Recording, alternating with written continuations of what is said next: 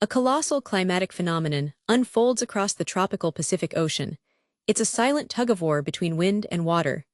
This dynamic dance dictates weather patterns for much of the world, shaping everything from droughts to torrential storms.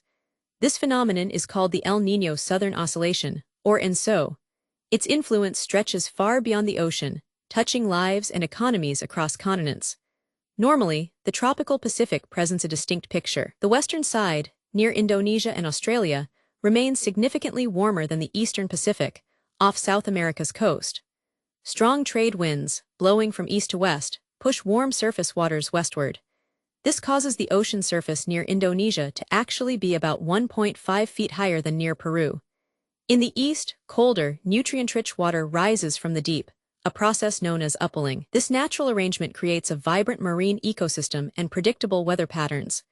Enter the El Niño phase. Here, the trade winds weaken, sometimes even reversing their direction. This allows the warm water piled up in the west to surge eastward, across the equator. The upwelling of cold water in the east diminishes, or stops entirely. This warming causes a dramatic shift in atmospheric pressure.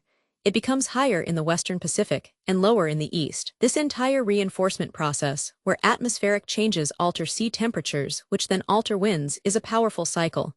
It's known as Bjerknes feedback. This is the very engine driving ENSO phases. An El Niño event brings widespread disruption. Rainfall patterns fundamentally shift, often reducing over Indonesia, India, and northern Australia, leading to severe droughts. Conversely, rainfall and tropical cyclone activity surge across the tropical Pacific Ocean and along the west coast of South America, causing major floods. These events are not perfectly regular. They occur every 2 to 7 years and last from 9 months to 2 years. However, the average duration is about 5 years. History records at least 30 major El Niño events since 1900. Some, like the 1982 to 1983 and 1997 to 1998 events, ranked among the most powerful. The opposite, La Niña, is a cooling phase. The trade winds strengthen, pushing even more warm water towards the western Pacific. This intensifies cold water upwelling in the eastern Pacific, dropping sea surface temperatures by 5 to 9 degrees Fahrenheit below normal. In turn, La Niña brings increased cloudiness and heavy rainfall to the western Pacific, often causing damaging floods in Australia's eastern seaboard. These events can persist longer than El Niño, sometimes for several years. The complexity of ENSO continues to unfold. Scientists now identify variations beyond the classic eastern Pacific El Niño. The El Niño Modoki, for instance, exhibits temperature anomalies primarily in the central Pacific, near the international dateline, affecting weather differently. A Modoki El Niño can lead to more Atlantic hurricanes, while a Modoki La Niña increases rainfall in northwestern Australia, away from the typical eastern regions. Closer to home, the Peruvian government monitors ENSO costero, a localized warming focused on the South American coastline, with distinct impacts on local rainfall and temperatures.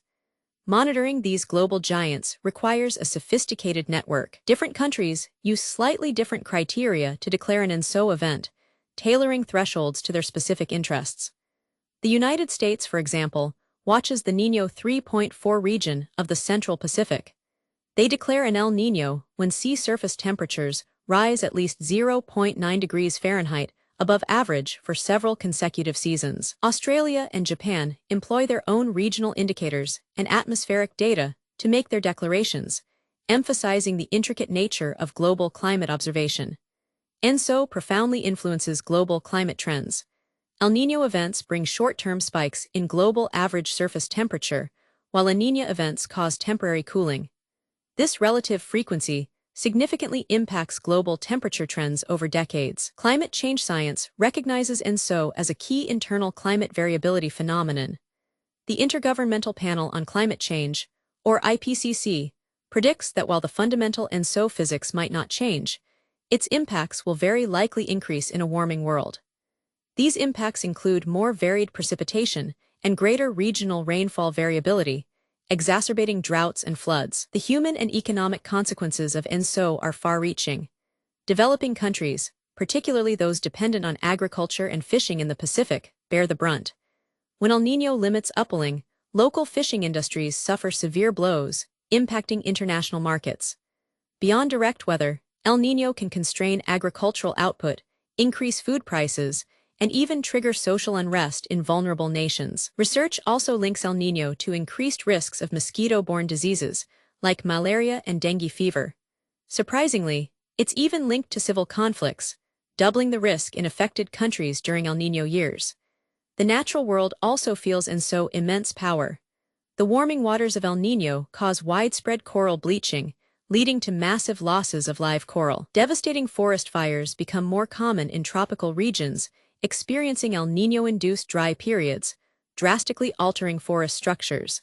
From the Amazon to Borneo, insect and mammal populations decline, and seedling mortality increases even in drought-tolerant forests. These events demonstrate ENSO's role as a potent force driving ecological changes worldwide. ENSO history stretches back millennia. Chemical signatures in 13,000-year-old coral specimens confirm its ancient presence. Human records date back to 1525, when Francisco Pizarro, landing in Peru, noted unusual desert rainfall. The term El Niño, meaning the boy, arose because Peruvian fishermen noticed the warming current around Christmas. Its impact on civilizations is undeniable. El Niño may have contributed to the demise of the Mach in pre-Columbian Peru. A strong El Niño between 1789 and 1793 even led to poor European crop yields. This possibly helped to spark the French Revolution. The late 19th century El Niño event of 1876 to 1877 fueled some of the deadliest famines in history. One example is the famine in northern China that killed up to 13 million people. The ENSO phenomenon does not act in isolation. Other powerful climate patterns interact with it, adding layers of complexity to global weather. The Madden-Julian Oscillation, a large eastward-moving rainfall pattern in the tropics, can influence ENSO development. The Pacific Decadal Oscillation, a long-term variability in North Pacific sea surface temperatures, also affects ocean circulation. Then there is the Pacific Meridional Mode, which can trigger Central Pacific El Niño events. Understanding these interwoven atmospheric and oceanic forces is key to predicting the planet's ever-changing climate.